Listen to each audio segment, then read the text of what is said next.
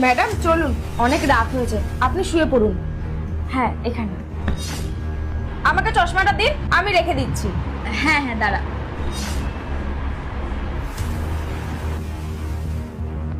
নিন ম্যাডাম, আপনি শুয়ে পড়ুন। ব্যাস, ম্যাডাম শুয়ে পড়েছে, আমি তো আমার কাজটা করে দিয়েছি, এবার বাকি কাজটা বৌদি করবে। যাই গিয়ে বৌদির কানে একটু বিষ ঢেলে আসি। ম্যাডাম, আপনাকে একটা কথা বলবো? হ্যাঁ বল না। আমার মনে হচ্ছে না আপনার বর আর আপনার বোনের মধ্যে কোনো সম্পর্ক আছে। কি সব কথাবার্তা বলছিস তুই? তোর মাথা ঠিক আছে তো? এইসব নোংরা কথাবার্তা তুই চিন্তা করছিস কি করে? আরে ম্যাডাম, আমি সত্যি কথা বলছি। আমি ভাবলাম যে আপনি হয়তো ঘরে আছেন, তাই আমি আপনাকে জল দিতে গেছিলাম। আর জল দিতে গিয়ে দেখছি আপনার বোন আর আপনার বর একসাথে একই বিছানায় শুয়ে আছে। তুই সত্যি কথা বলছিস? হ্যাঁ ম্যাডাম, আমি সত্যি কথা বলছি, নাহলে আপনি নিজে গিয়ে একবার দেখে আসুন। সে তো আমি দেখবই।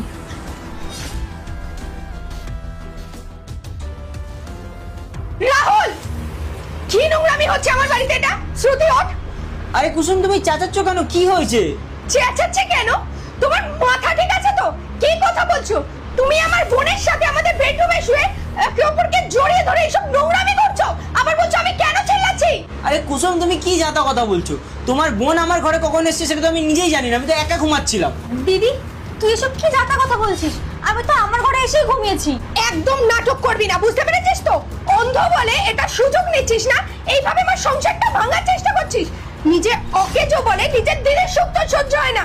আমার হাজবেন্ডের বেডরুমে শুয়ে তাকে জড়িয়ে ধরে আছিস, আর কি বলছিস তুই তোর ঘরে গিয়ে শুয়ে রয়েছিস? তোর বোধহয় কোথাও একটা ভুল হচ্ছে। আমি তো জানি না এটা কার রুম, আর মন্দিরে তো আমাকে এখানে এসে শুইয়ে দিয়েছে, আর আমি জানি না জামাইবাবুর রুম কি আমার রুম। আমি তো শুয়ে পড়েছি এখানে এসে।